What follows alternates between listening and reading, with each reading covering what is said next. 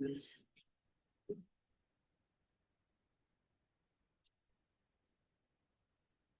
ahead and start. We have 1 minute and Director Cox is not here. Oh, that's right. Avery, could you try to implement me? Yeah. Please, thank All you. right, since we're missing someone, I don't want to wait. What's the official start time?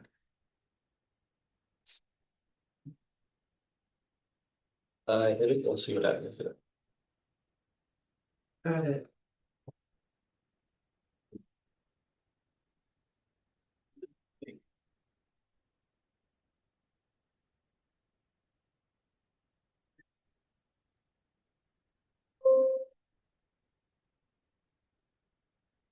All right, then I'll call the meeting to order. We have a quorum is present and we need to make an amendment to the meeting agenda to, as you will see on the screen, to consider and take action related to the EDA's insurance policy. You want to talk now or when we get to that? I just want to let you know that I received it 2:24 today PM. And it needs to be signed by June 1st, and I figured you didn't want to call a special meeting on that to sign it in the interim, so. If you would like to add it to your agenda, I think that would be a good use of our time. All right, How so would you start? is there How would you really start? I will make the motion that we amend the agenda. Is there a second? Second. All right, all in favor? Aye. All right, the agenda is amended to add the consideration of the insurance policy. All right, matters from the public. I didn't find out. We have no signups. Yeah, all right, approval of the minutes. Any comments on the minutes? Is there a motion to approve the minutes? I move to approve the minutes. Is there a second? Second. All right, all in favor? Aye. Minutes are approved. Financial report. Avery, anything you wanna? Nothing new for this go around, but I did show Emily a new version of our 5-year plan for you guys, so that should be coming next month for you. Okay, great. All right, moving right along. So first item on our actions agenda, since we have changed our formatting heading on our agenda now, so we don't have new business and old business. We have action and information. All right, want to do the introductions? Sure, I think I'll just invite Dan Siegel with Sands Anderson to talk about the public hearing. This is a public hearing for Kappa Sigma bond financing.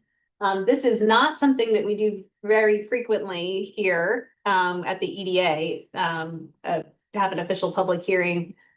So we're leaning hard into Mr. Siegel's expertise to walk us through the process and the Is this spec. a good spot? Yep. Yeah. So I'm Dan Siegel. I'm from Sands Anderson in Richmond, Virginia. And I have with me Chad Gephardt, who is the CEO virtually of Kappa Sigma Endowment Fund and in charge of Scottsville Road Holdings. And I'll explain briefly. Y'all have seen, and many of you may have been there, but now 20 is the Kappa Sigma National Headquarters and their museum. And it was built back in 2006, and actually with tax exempt bond, because the endowment fund is a 501c3, so it can issue tax exempt bonds. And we kind of did this process back in 2006. I was in grade school then, but it worked out well. At that time, we needed, so the bank, and it's the same bank here, the bank wanted to have bank qualified bonds. And bank qualified bonds are bonds that are particularly attractive, they're tax exempt. Only issuers who issue very few tax exempt bonds during a calendar year can issue bank qualified bonds. The limit is 10 million in a calendar year. So Albemarle pretty much never has the ability to issue bank qualified bonds for tax exempt. And I know you just got through a pretty big bond issue earlier this year. So you're way over that limit. So even back then you couldn't, and we used either EDA, you can have another EDA issue those bonds.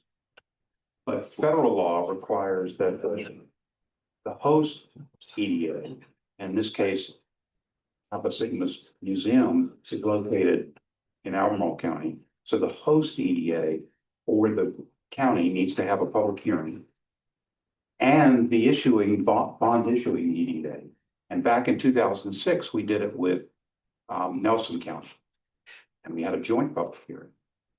We modified those bonds and had to have another public hearing. Did the new bond issue, I think in 2012.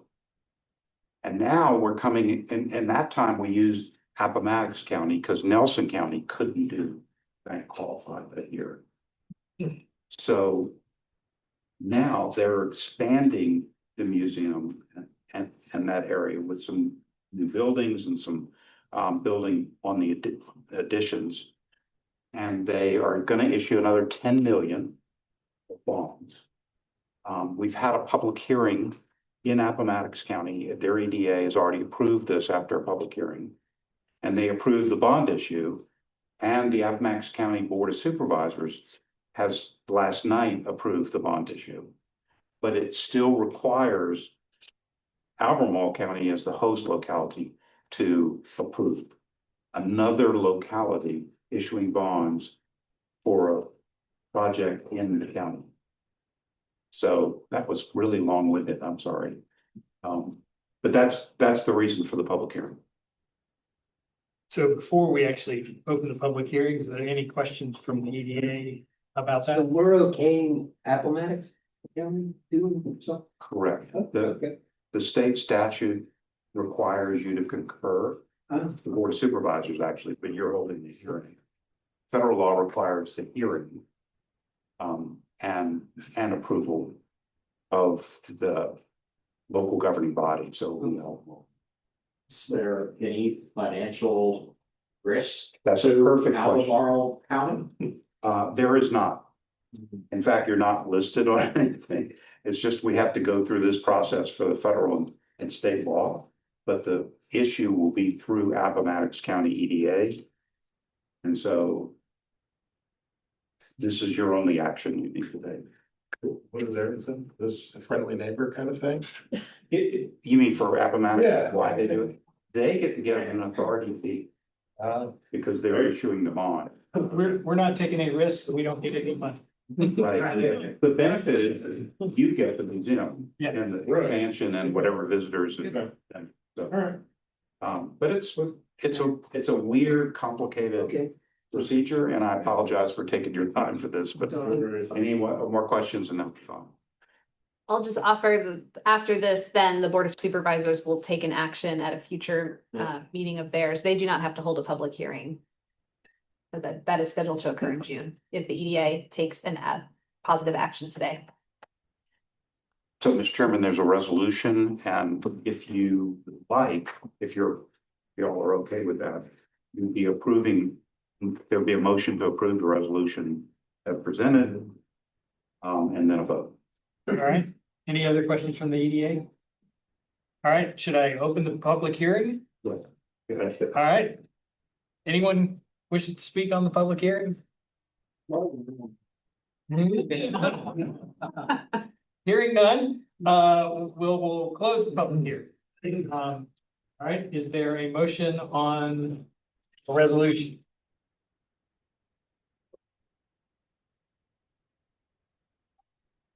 I move that the Albemarle County Economic Development Authority move to adopt the resolution on the Kappa Sigma Endowment Foundation's qualified nonprofit revenue bond financing by the Economic Development Authority of Appomattox County, Virginia.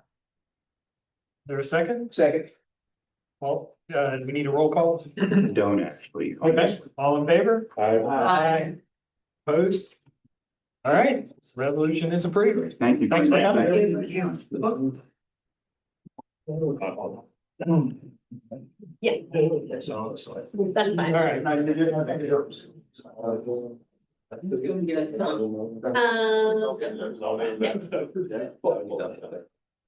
So that you'll read them. Sure, it's policy. Oh, then yeah. Still warm. Scratch off the printer.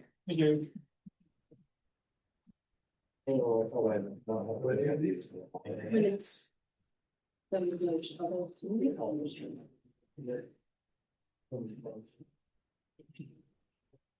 Whoever's gonna make. Okay, We can let Lauren explain it. all right, Lauren.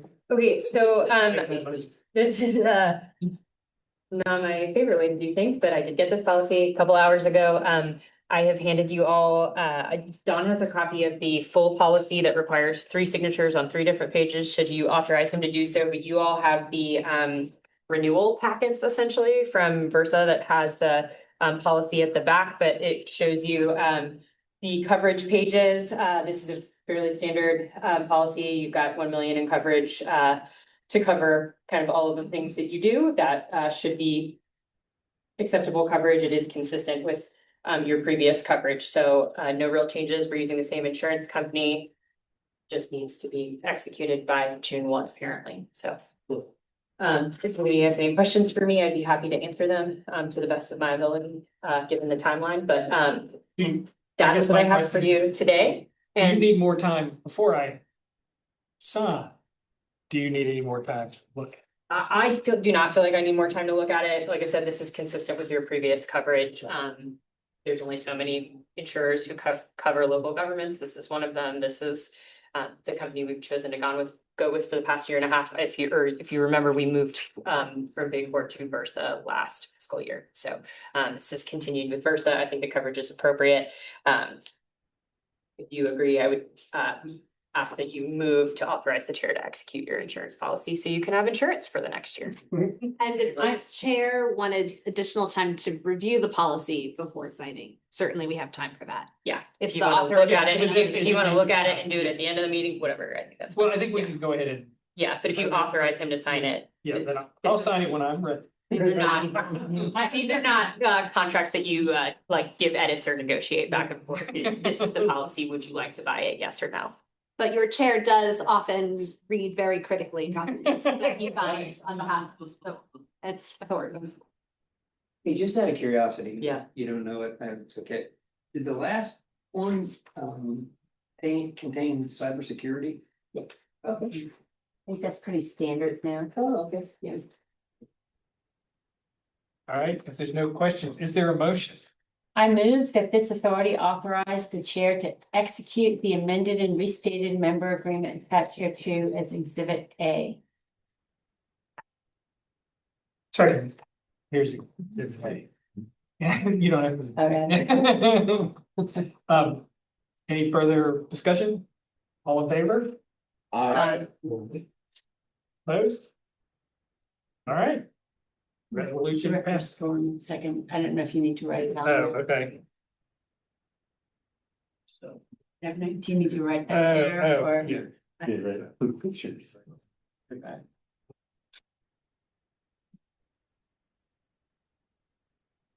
All right. Okay, Roll call? do we need a roll call? We do. Everybody was a yes. Yeah, everyone's yes. All right, I'll check everybody's yes. All right, so on to information, catalytic project ideas discussion.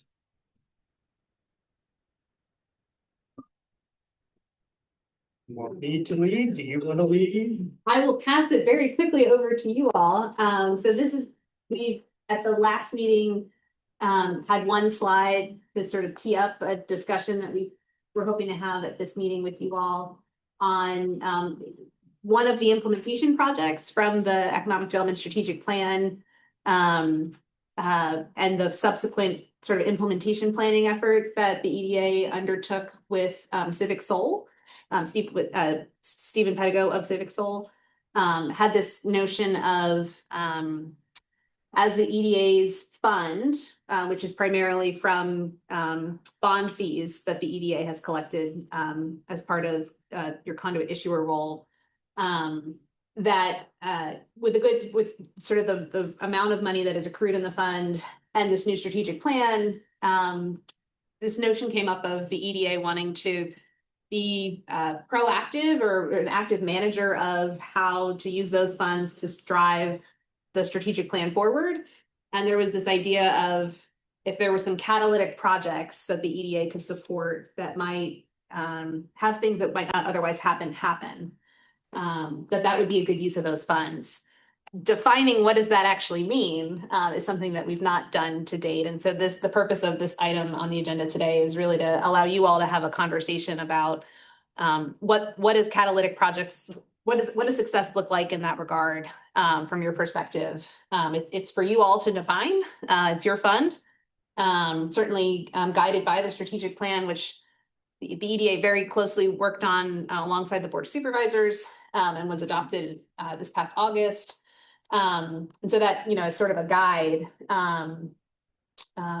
Really, I think we'll turn it back to the body to talk about what might that look like from your perspective? What are some things that you'd like us to think about? I think there's no action associated with this item today. I think it's a discussion. And then based on how that discussion goes, I think, staff would be prepared to come back with some ground truth due diligence on some of the ideas, the ones that seem to have some energy around them. So I'll throw it open. If anybody who has an idea they want to bring up, I can go throw something out and we'll start discussion. And that's helpful or Bill? Well, I was just saying, you had a list of categories. I thought I saw a list of potential This- categories. okay. Yeah, this was in, Yeah, I don't know if we have a copy of that from. I don't have one ready for the presentation. We can find one real fast and we'll Yeah. yeah. So I think Pop it in what if you- what we talked about, I think what we put up at the last meeting was site readiness efforts through public-private partnerships to remove infrastructure barriers through target sectors, agribusiness, shared equipment and infrastructure, cold storage, transportation, logistics, help reduce to expand their reach. EDA brand.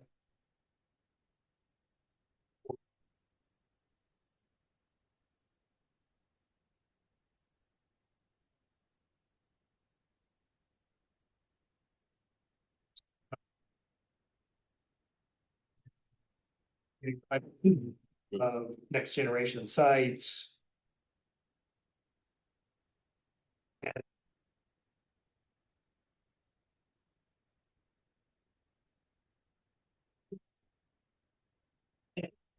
So one of the things, I really like the agribusiness and infrastructure one. I think that's an area that, putting money into smaller investments makes a big difference. I also like the idea of, because of the fact that the city has things like the Beacon Kitchen and they've got restaurants, the county has food producers. That also offers us an opportunity to maybe do something in conjunction with the city EDA to sort of work together.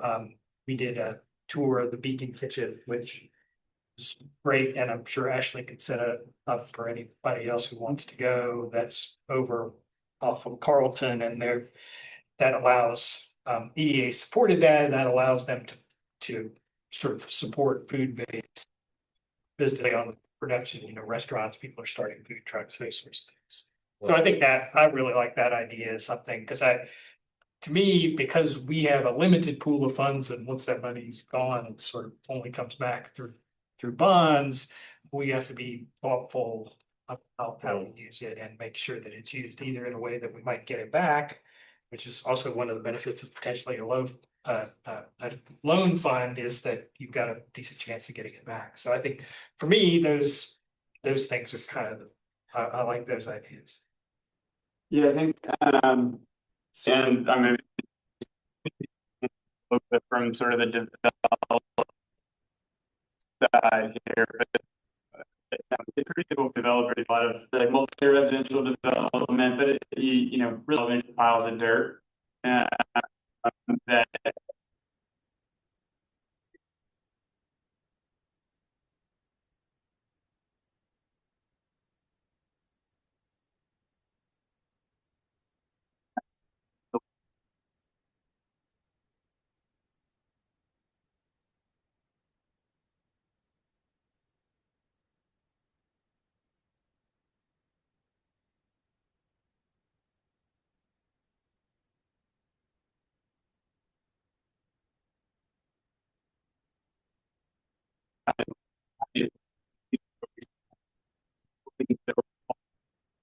really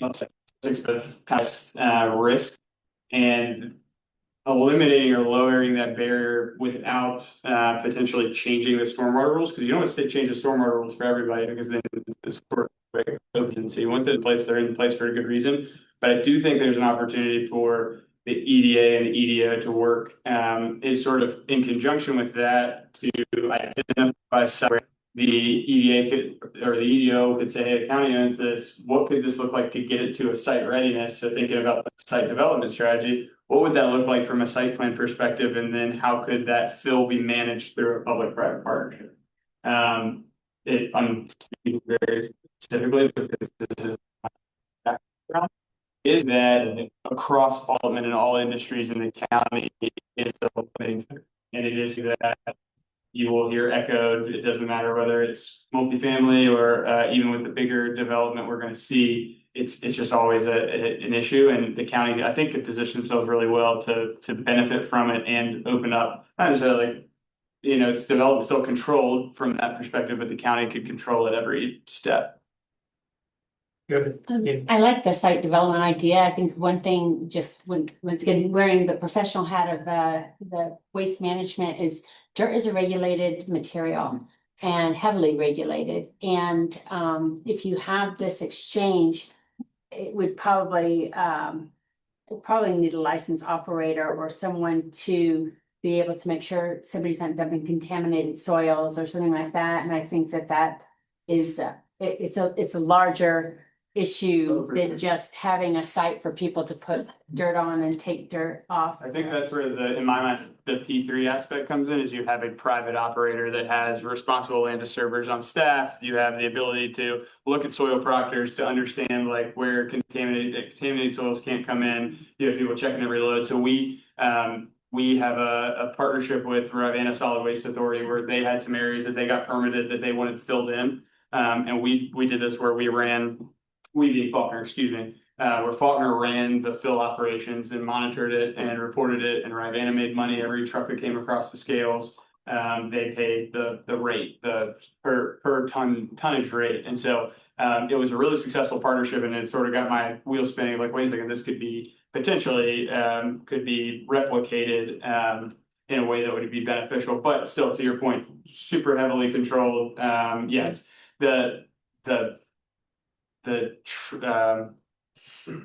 in Ivy, a lot of places, and you know this as well as anybody, you can use clean fill as an alternate daily cover for landfill cells. And so a lot of landfills can take that fill as long as it's clean and cover their refuse. And so we don't have that ability at the cells out there because they're closed. So it's just what could be, but I think it's something that immediately came to mind when I thought about catalytic ideas, because it touches everything you would be looking to. So this would remove a barrier, permitting barrier, and a scheduling barrier, and it Would not accelerate. It wouldn't remove a permitting barrier for the individual developers, so they would still go through all the same exact development permits. It would ideally, what it would do is set up your site developments where you have a site that needs fill to get to a site readiness. So let's say, I don't remember if it's 1 to 5 or 5 to 1, I don't know how it goes, whether it's DEF-CON or not, but 5's good. 1's okay. So you got something that's 1, you're building towards 3. How do you get there? Okay, well, you need this much square footage flat and ready to go. So that would be the thought process there, is get you closer to that, because it's easier to advertise something with a big pad. Question, when you're talking about only clean fill or other types of dirt that developers need to remove from that site and put it somewhere? I think we kind of would only want to, in my mind, it would only be clean fill. It would only be clean. Yeah.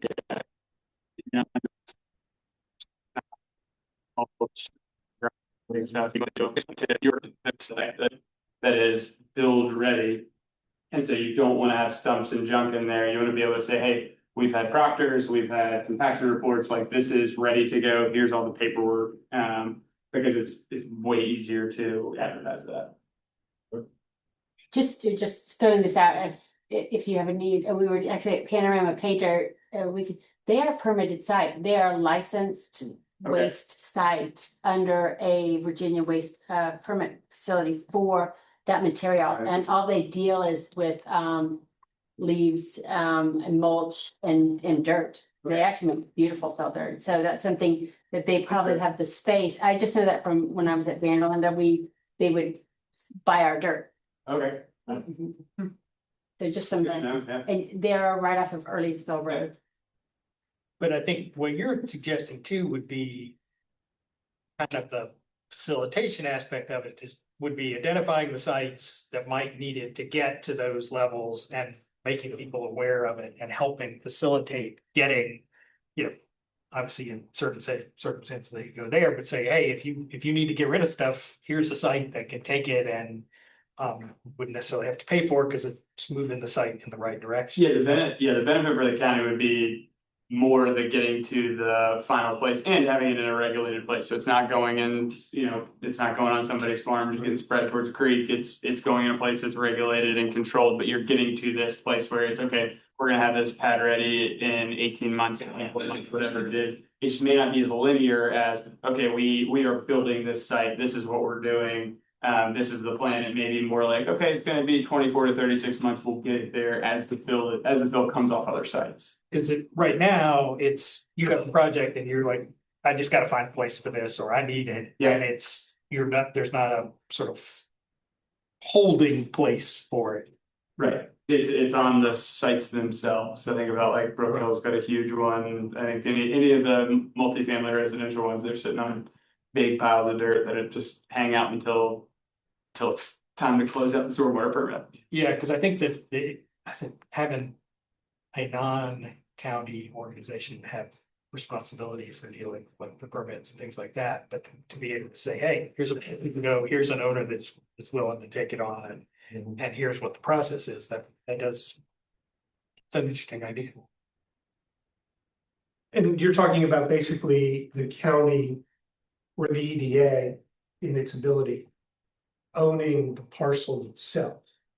So are we finding sort of not at the scale of a Ravenna Futures, but a parcel that can be developed, so it's both site development strategy, but also site readiness, is that Yeah, the right? goal- So it's both? I think so. And I think you could even play it potentially into the agribusiness side of like, okay, develop it towards a cold storage where it's like you find your end user and then you're working towards that of like, hey, what do you need? We're gonna get there, but it's maybe not gonna be an immediate process, but we're gonna get there over time and then ideally attract somebody that can benefit those light industrial, agribusiness, that kind of thing. But yes, the thought would be that the county owns it. At least that's what I've thought so far.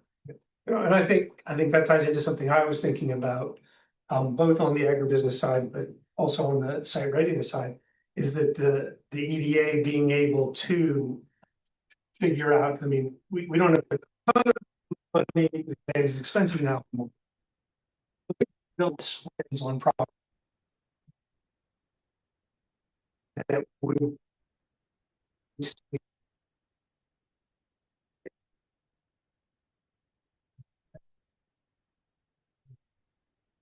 we have same rules with regard to selling to the lowest bidder in terms of property. And the specific inherent authority is given by statute. Right.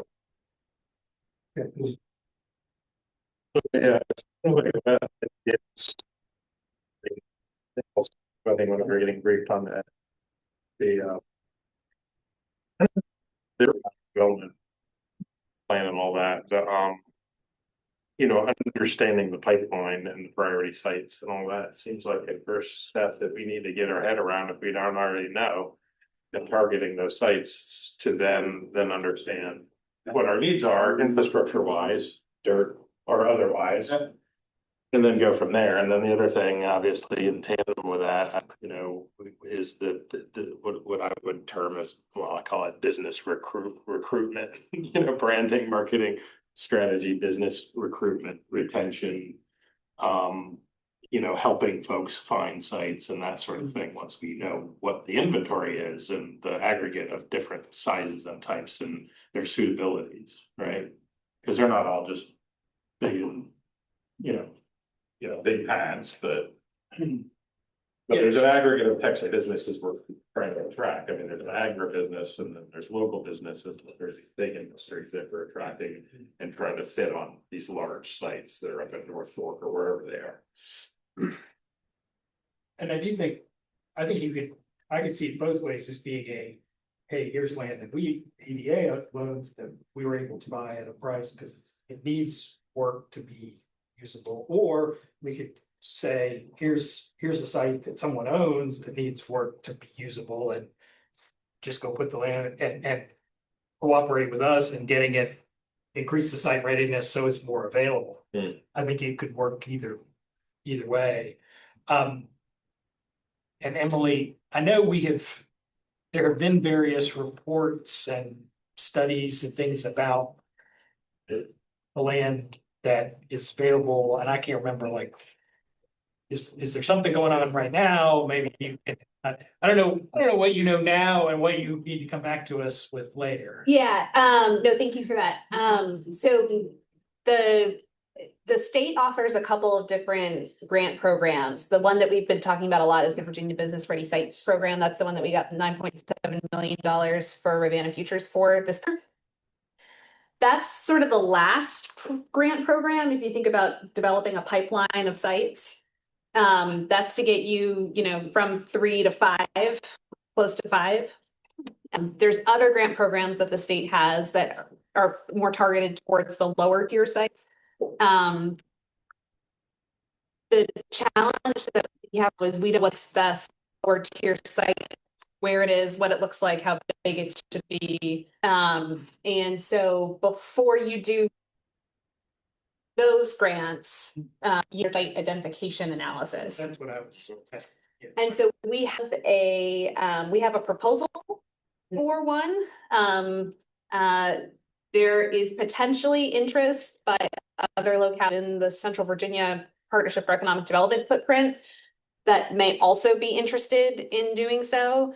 And if it was a regional project, that then opens to a different grant program that could help fund it. And so we're working through CVPED right now to understand if there's a regional opportunity. And so we'll either move forward more quickly alone or a little bit. Could we get grant money to do that sort of stuff? Even if it's in one county? Not if it's the way that the program is structured, it would have to be a regional project. And so that's that's sort of the dance right now. We're able to move forward on our own much more quickly. But there may be a nice benefit to if there's willing partners and a reasonable timeline. There's benefits for us going in from a regional approach.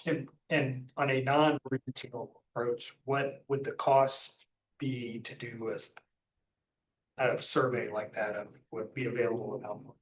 So it's in the it's less than $100. Right. $20,000, what exact parameters would be.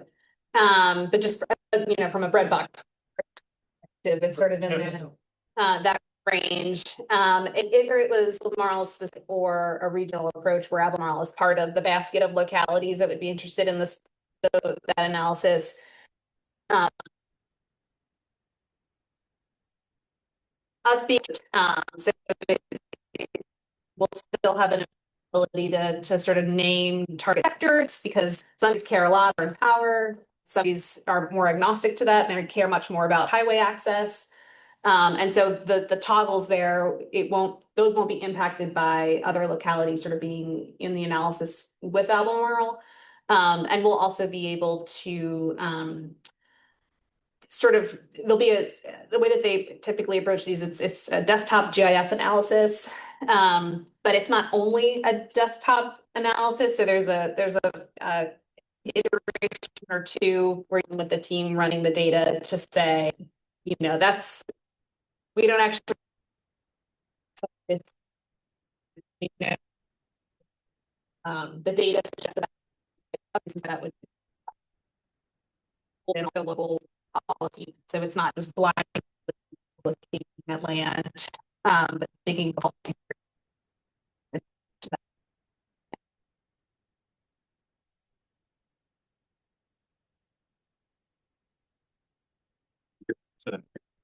Is the site for sale, would it ever be for sale? Is it, you know, the politics of it, what's it's adjacent to, regardless of, you know, the nickings and all that. So I imagine you'd have to sort of over identify possibility of sites to end up in aggregate with something that fits our, you know, model, which we still don't know, I guess, because Yeah, I mean, there's objectives that assumably we have for economic growth, which is increasing tax base, which could all be reverse engineered into prototypes, types of trees and things that pay certain land and equipment and whatnot, taxes and all that, but knowing the kind of the thresholds we're dealing with and how much, you know, how many 100-acre sites, how many 50-acre siting, old abandoned lumber yards, how many, right? All these kinds of things, right? I guess there's something that can be at least bracketed. Quantified. yeah, and the results are not sort of. It's a much more robust analysis, so you would be able to sort of, you know. The board does this with their transportation prioritization process where they rank the transportation projects, 1 through. That's not necessarily the order in which those transportation projects are going to be built, because then there's another level of analysis of, well, is there an opportunity? Right. Is this one well aligned with grant opportunities? Is this one well aligned with development project that's going to happen soon? That ranking becomes a guide, but not necessarily a sequence. Yeah. I think the same thing would be returned out of this analysis. So it wouldn't be, here's 5 sites. It would be, here's all the attributes that make, you know, these sites strong in these different ways. And it'll be then that work of engaging property owners, and working through all the things that the county would do before we do anything. And it seems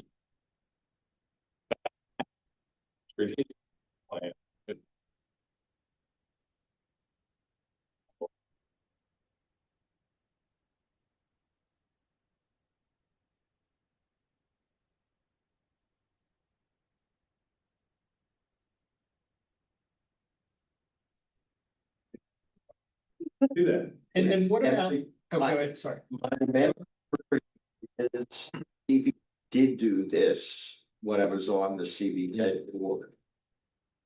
Have you heard of Helen? What year to do it, and did you see the results? They did as an analysis that was the sort of, so site identification is sort of 0. Yeah. They did the next one with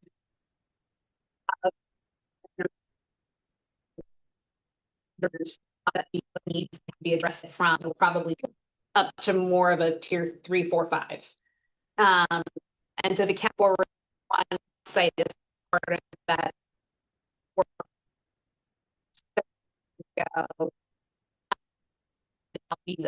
School, Mountain View Elementary School.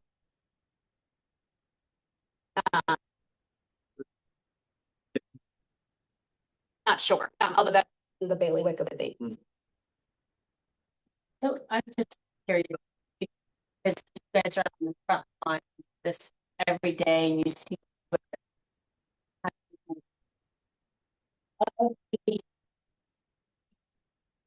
you know, push things forward. So this was, you know, we sat down and said, you know, based on the plan, you know, what are we the project look like? What are, you know, just idea generating.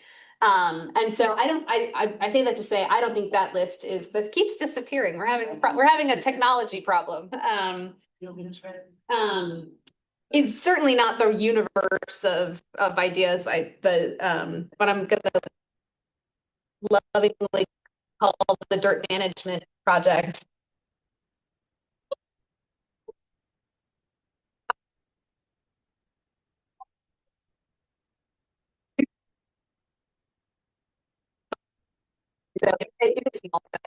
what do you do with the funds that you have? Our staff works through this too with some of the funds that we have of wanting to hold on to some amount, you know, for opportunities that we cannot see right now, but could come pretty fast at us, as we experienced this past summer. While wanting to also advance really great ideas that kind of come from some of our partners, as well as understanding there's some things that we just know we need to do, like the site identification study.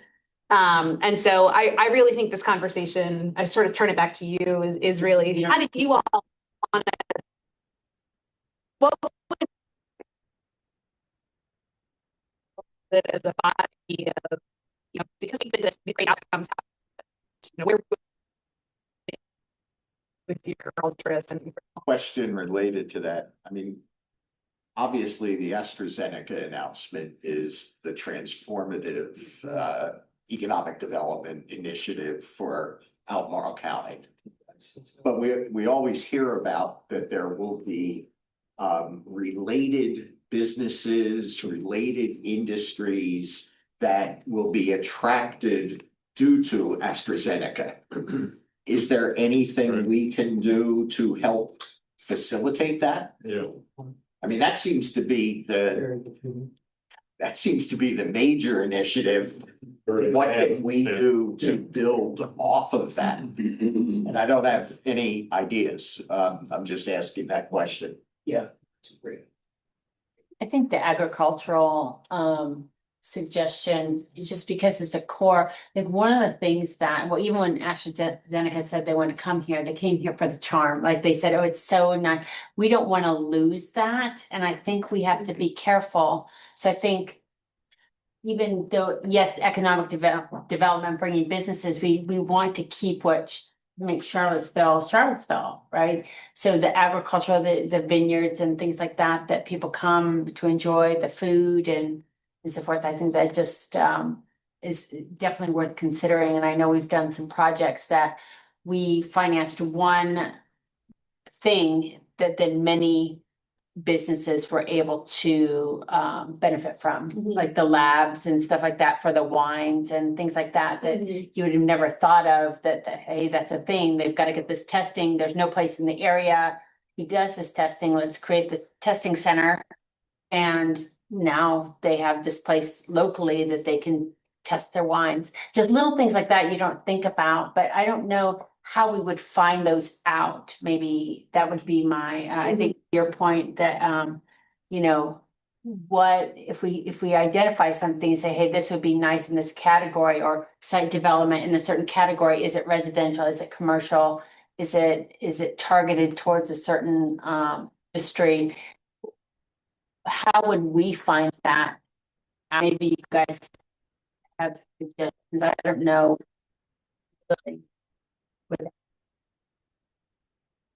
On Thursday, we coordinated with an agribusiness, food processing and food and beverage producers roundtable with a handful of businesses in Charlottesville metro area. We're bringing them to training to learn more about how we can support as localities their growing needs with a lot of the shared use.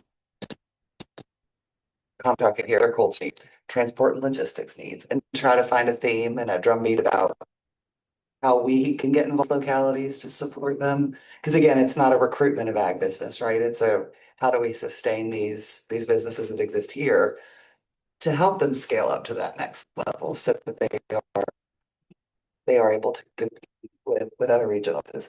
And just food for the shared space, to your point, treatment of the complementaries that might be attracted to the area. Cold storage is a need that not only agribusiness needs, but it's also something that pharmaceutical manufacturers need. So that might be something to. Same building. And they can be. They can manage the space in such a way that they can accommodate both industries. Food for thought.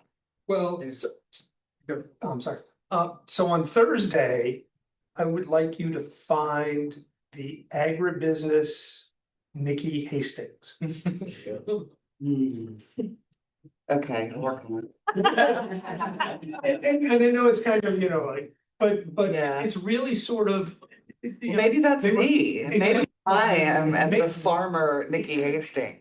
It could be, but for 10-year overnight success Yeah, in pulling the convening. the biotech community together and driving them to what they have been able to achieve from it. And all of those other things, right? It's not an overnight thing, but who is that person that may be able to do that on the agribusiness side? Well, and That can help pull together, right? That can maybe generate that accelerator, that can be the person to champion this for. Well, to some degree, Chair Long mentioned a trip to Beacon Kitchen, and it's a facility, it's a shared use kitchen and commercial space that's shared. There are several of our local businesses are operate out of there along with the city, but yeah, that's a good place to start. Maybe there isn't just one, maybe there are a collaboration of different groups that do different things Right. to provide that. Because the kitchen is one thing, but the cold storage that we're talking Right. about is something else. Well, and that's also something that, you know, they have, but could use more of, Right. and dry storage, you know, the storage is Storage is always. it's always a thing, yeah. But I think understanding the EDA's interest in supporting, you know, knowing that that is a priority focus, area right. for the EDA, I think that's work that we can then take as a team to say, okay, how do we work with the industry, to understand what the right thing could be and should be. So, in a similar vein in convening. What I've heard for years is that UVA faculty, UVA researchers, developing ideas that they would like to commercialize and develop spin-offs. And there have been barriers to them being able to do that locally and having to leave the area, either because they couldn't find land or facilities or some other part of what they need. Now, I've heard that for years. Is there, again, my question, something we could do to connect with those or to see how we could facilitate their stay in this area? Isn't that something what the Manning Institute is gonna be? Part of that's new. Again, I've heard this for 20 years that, and I can't cite the examples, but spin-offs from UVA that ended up leaving the region as they commercialized. I would think in many cases, we don't want that to happen. What can we do to help keep them here? And that would mean convening, you know, through, I don't know which UVA office is running that anymore. They've changed so many times. But convening with them to indicate that we would like to try to keep those spin-offs here locally. So I think it's a very complicated answer to that question. And I think there are lots of groups in town, from Charlottesville Angel Network to the to CBIC, who've been working on those kinds of things. And it's not just, hey, we don't have land. There are numerous organizations at UVA in terms of, you know, the licenses out to companies and how all of that works. And I think we should be supporting that, but my view is I think there are lots of other groups that are out there that are working on it. I think one of the complaints was always, well, that, you know, venture capitalists were only going to fund somebody if they moved to Boulder or, you know, Silicon Valley. And I think that's a little less true than it used to be. You know, Zoom has made a big difference in those sorts of things. I guess what I'm saying is I think it's a real problem, and I think it's something that needs to be addressed, but I'm not sure that we're the right people to do that, because I think there are lots of other organizations in town who are sort of focused on it. But that would be my view. But I think it's certainly something shouldn't disagree that you think there's better ways to do it, but I think there are lots of folks who are in that area who are focused on trying to make that happen. Um. Just a couple of thoughts and then we'll probably need to move on. Is, we've got the low interest loan program listed up there.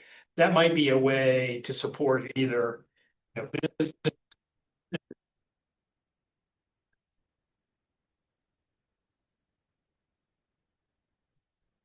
around this, a program. Stay in that. And also on in the agricultural. So, and the nice thing is there are organizations like Community Investment Collaborative that's used to running loan programs, and so we might not have to actually do it, but could tag on them to actually do the work of running the loans, and we could provide a framework. And then the last point I was just going to ask about is that at one point I think there was this a study or a listing of county-owned property to say, okay, what does the county own, and are there pieces of property that aren't being used that could be, we could use? I know a number of years ago, we talked about, well, maybe if there's a small piece of property, the EDA could get it and start to do some of these things to kind of get in the habit of doing it and to work through on a smaller scale. So maybe that's an idea that can be revisited. I don't know where that list is. At one point, we were looking at some little piece of property over by Montebello High School, but I think it was like all critical slopes, which made it a challenge, but maybe that's something to think about as well. And that would certainly be part of a site identification analysis. There would be a column spreadsheet, and so we'd be able to flag the ones county owned. And the one label to negative. So this identify, of course, potential project, right? And then we would look at which project.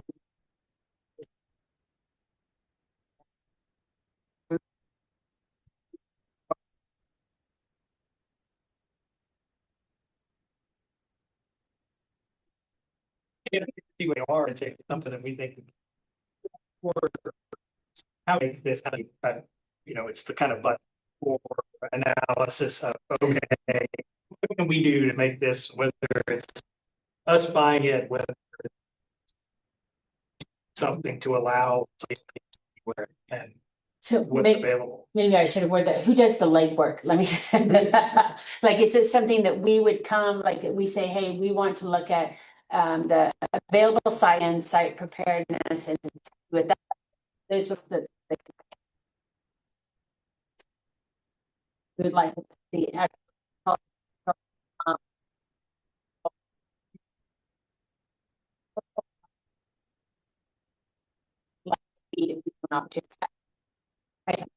around it.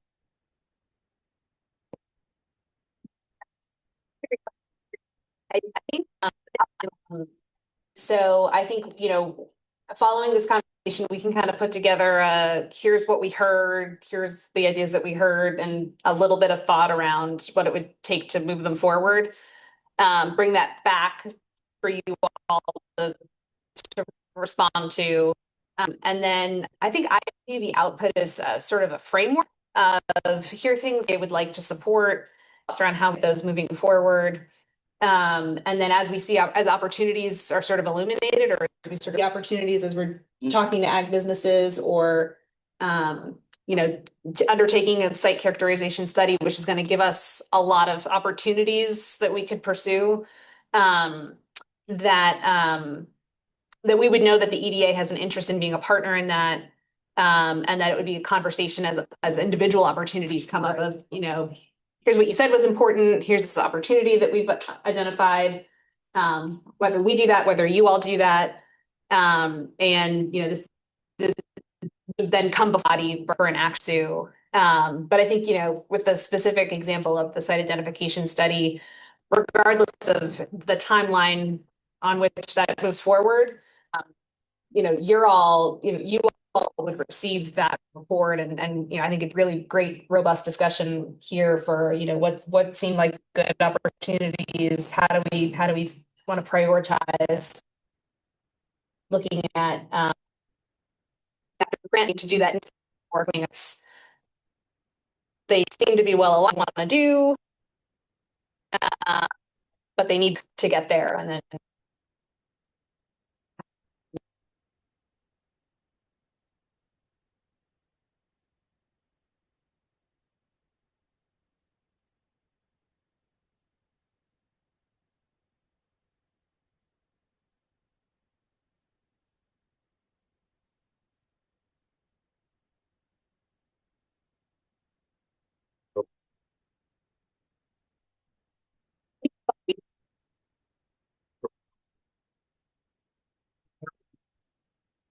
I'm more excited about the storytelling side than the branding side.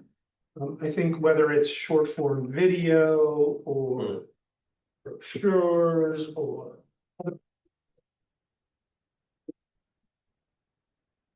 So it will capitalize on a lot of what's been going on here from, just AstraZeneca, but Aspen Scientific. Yeah.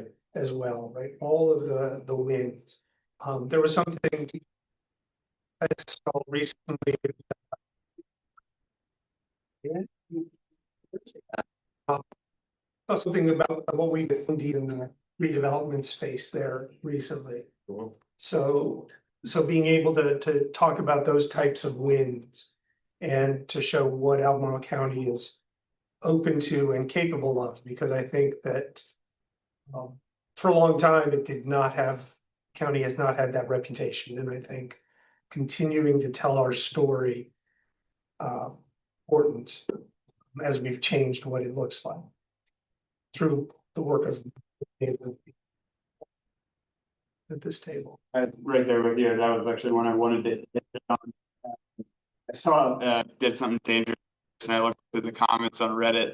Actually a really well-informed comment about Sean Tubbs' post every week about the run. And fingers crossed for lots of excellent economic development projects. County residents could really use the property tax relief. And I would tend to say that this person is in like the 0.001% of county residents that understands that. And so I thought it would be interesting to look at like how do you like social media eyes that Weldon Cooper studied to get some of those stats out and say like, hey, here's like the importance of this development, because a lot of people see it and they're like, oh, great, here we go again. Like, why are there going to be sheets where the Red Lobster was? I want more tax income. Like all in all, it's a net win. So how do you tell that story so that folks see it and say, okay, well, like while this construction is going to not be great for me, it's a net win. So I think like that's really interesting of how to inform the citizens more too.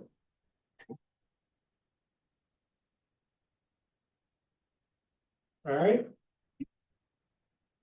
Okay, All right, great. thanks, everybody. I think we've got lots of things to, so staff report. Okay, in the interest of time, multiple highlights in here, but the very first thing that I need to do is, because of the printing of the insurance policy, Gabe Weber joined us a little bit late, but wanted to give him just a minute to introduce himself.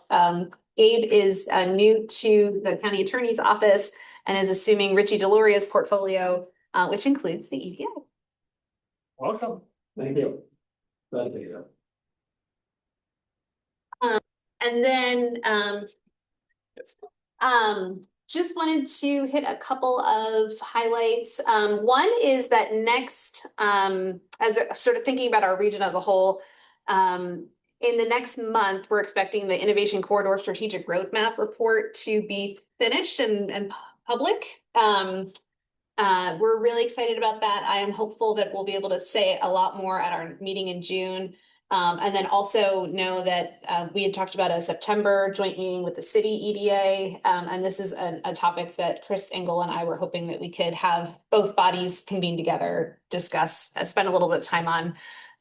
But all of the partners in the region are just so excited about the opportunity to think together about how to sort of leverage what feels like a really important moment in our area because of the recent announcements that have been made. Both in Albemarle and in other places. So L3 Harris has a presence in Orange County and has for some time, but recently announced a multi-billion dollar expansion of their footprint there.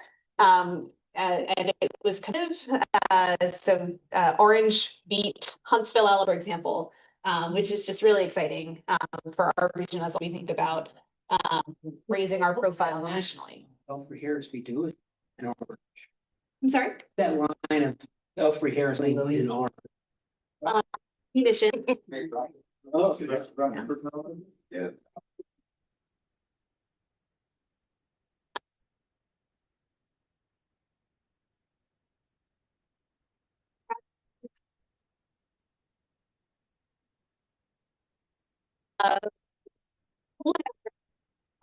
Connectivity issue this week, if not, and had some really great snapshot of what's going on in the biotech sector, as well as with the Commonwealth Accelerator, which is a space that they have work.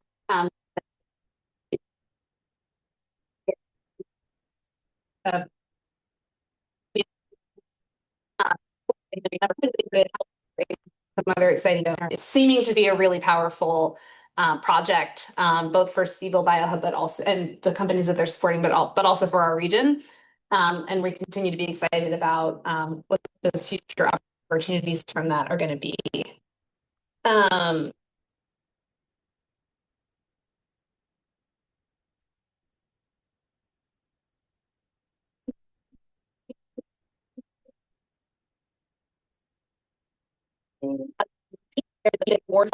Building its generation of opportunity. A couple will be not at the Civic Gala because we will be in Chapel Hill for us.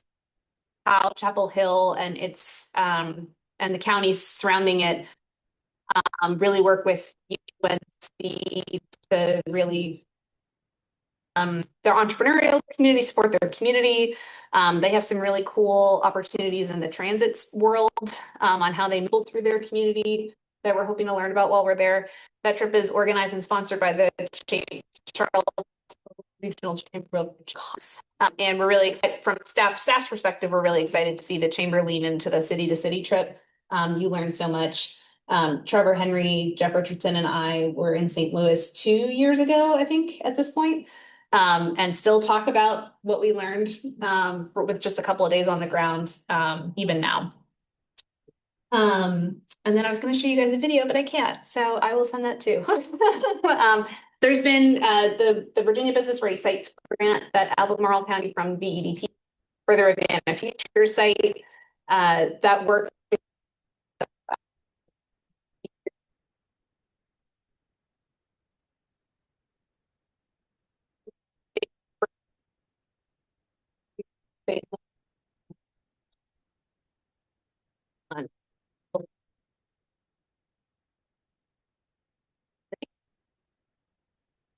You have a motion. I do.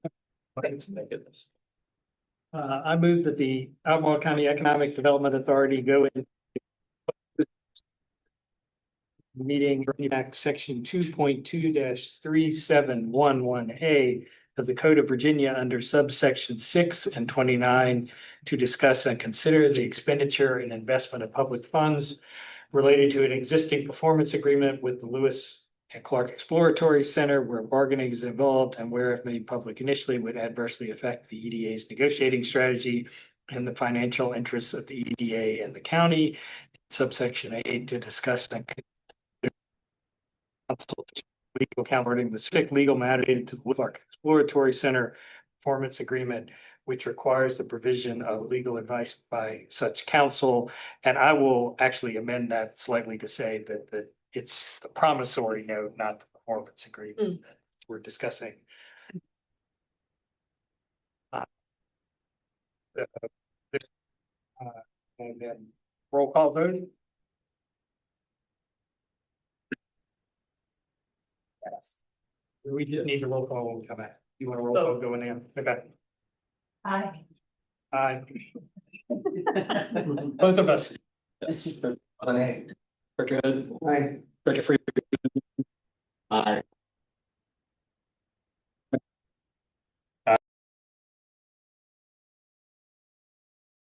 All right, Oh, I got me. That's all they were around with. Sneakers are $20, running shoes are $120. Exactly. There's no difference. You get out for 120. Yeah, for something that's worth wearing. That was going in. All right, there we go. Well. that's not a motion. Yeah, they're- Yeah, that's one more. There we Yeah. go. All right. Got him. I move that the EDA certified by recorded votes that to the best of each director's knowledge, only public business matters lawfully accepted from the open meeting requirements of Virginia Freedom of Information Act and identified in the motion authorizing the closed meeting were heard, discussed, or considered in the closed meeting. Is there a second? Second. All right. Call the roll. Down the line. Don? Aye. Aye. Director Storm? Aye. Director Hood? Aye, sir. Director Friedman? Aye. Director Medicine? Aye. Director Cox? All right. Do you want to play your video before we head out? or- Does she have it? Let's Oh, try. nice. Let's see what happens. She's exciting. 6. Oh, it's playing on here. This one. Yeah, let's. Maybe later. Maybe later. Whoa, that changed, yeah, that's nice. There's a bird flying in front of us. It's. All right. That'll be emailed to you. That'd be perfect. All right. Thanks, everyone. All right. Next meeting is June 16th. Oh, that's the one I won't. Yes, we will not be there.